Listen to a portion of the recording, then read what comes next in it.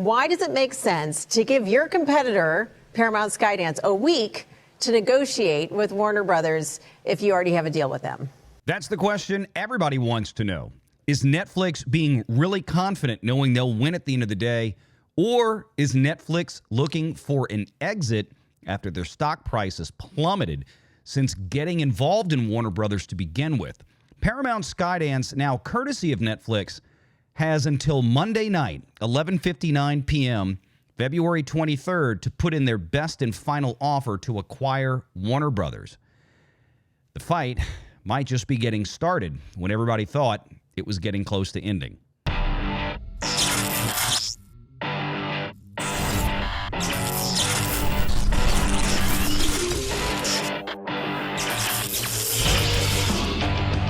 Renegade Online. Well, folks, welcome back. Another great day here at Valiant Renegade. It's good to see all of you out there once again. And if you are like one of the many watching this video that are not yet subscribed to this channel, please take a moment and turn that little red subscribe button to gray. Hit that like button, hit that notification bell, share this sucker out on the social medias, and of course, please do leave a comment before you head out the door today.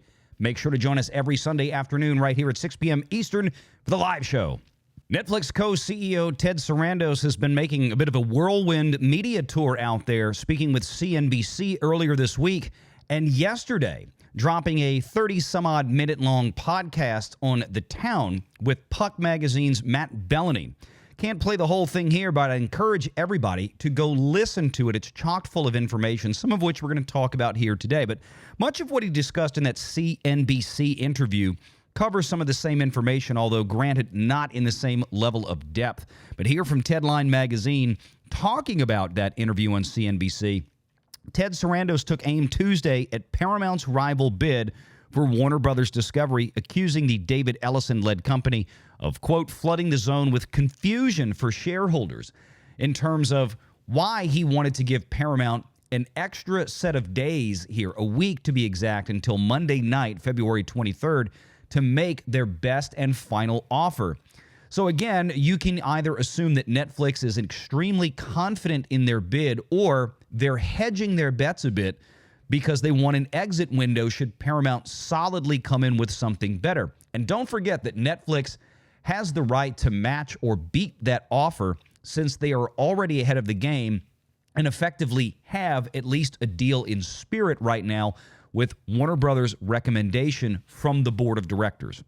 The short window, which Paramount called unusual, provides a chance to get those shareholders exactly what they deserve, Sarandos said, which is complete clarity and certainty about what the value of these deals are. With both parties insisting theirs is the better scenario, the new round of talks will offer Paramount 7 days to put their money where their mouth is. So give them 7 days to put their money where their mouth is. Before, Sarandos said, I think people would say the preference would be that there is no deal to buy Warner Brothers. And quite frankly, that seemed evidenced by most of our audience out there and most people I've spoken to that would prefer Warner Brothers just remain Warner Brothers. But as I continue to remind folks, we're in an era where this is going to happen. Neither Netflix nor Paramount initiated this dialogue. This was all on Warner Brothers.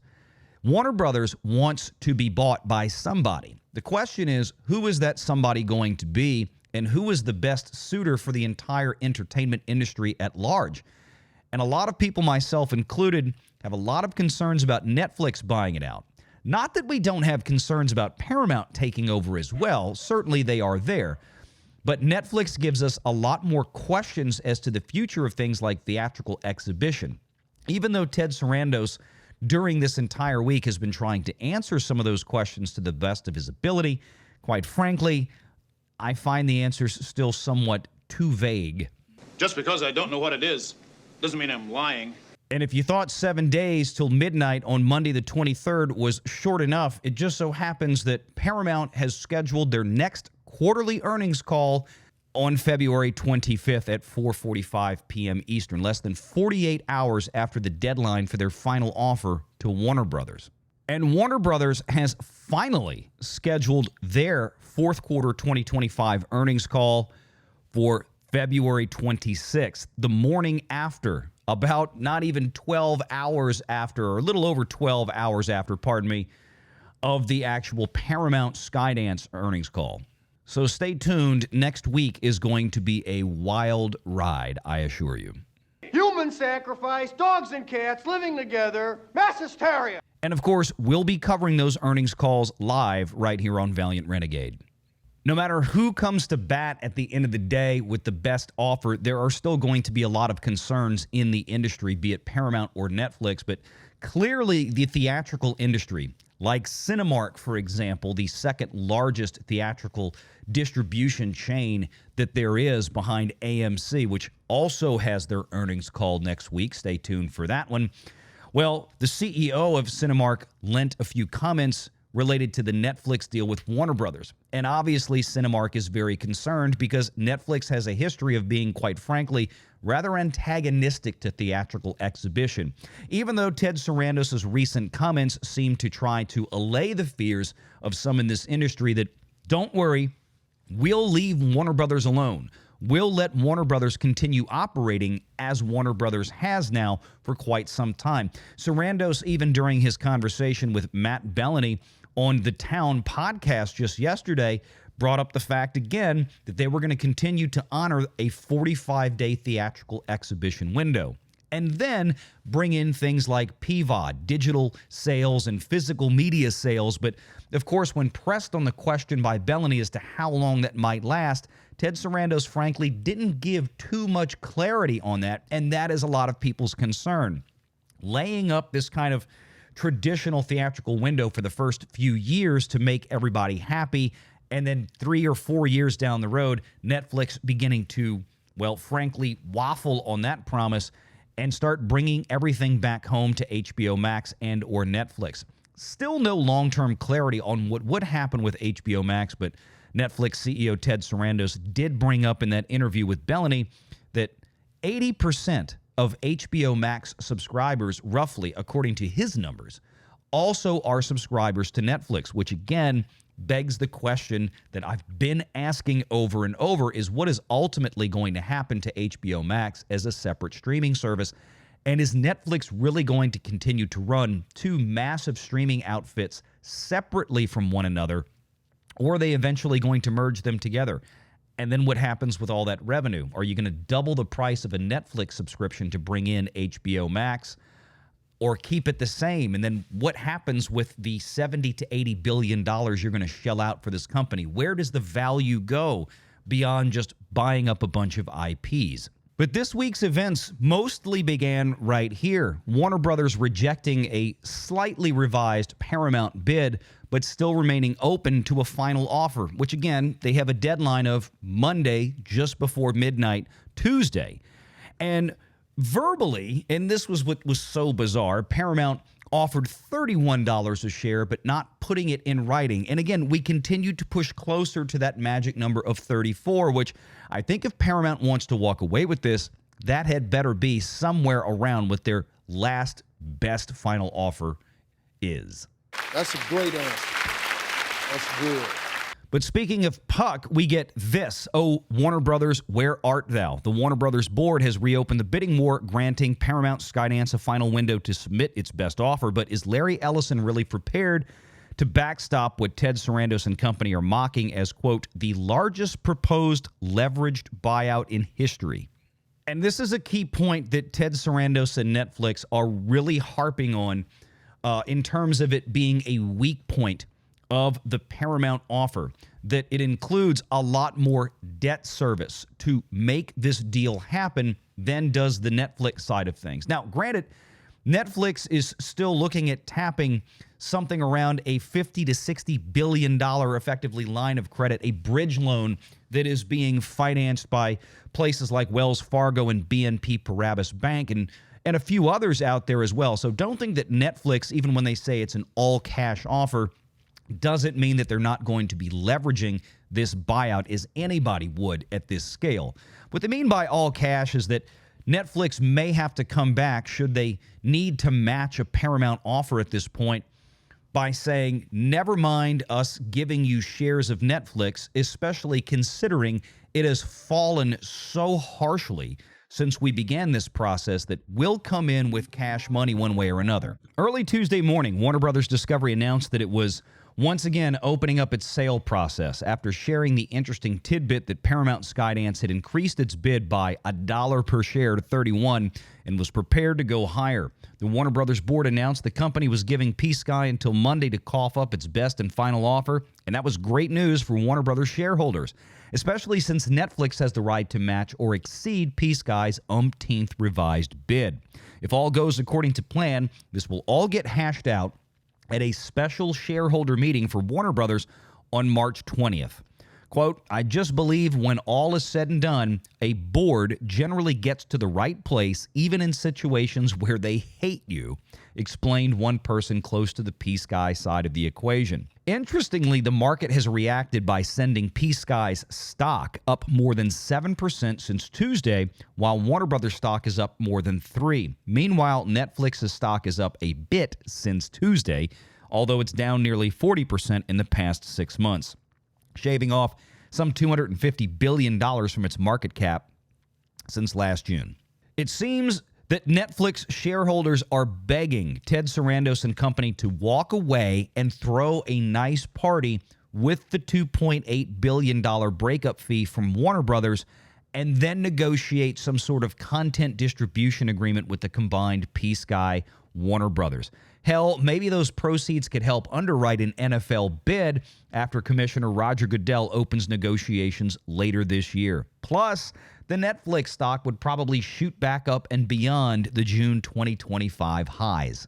Amazingly, this sounds like a lot of the very same stuff that I've been saying now for several weeks, if not longer, on this whole deal. Watching the Netflix stock just continue to drop and drop and drop since making its first bid for Warner Brothers is generally a surefire sign that the market, in this case Wall Street, and especially the big investors, the big investment banks that own most of the shares themselves or via proxy through mutual funds, they're just not enamored with this deal.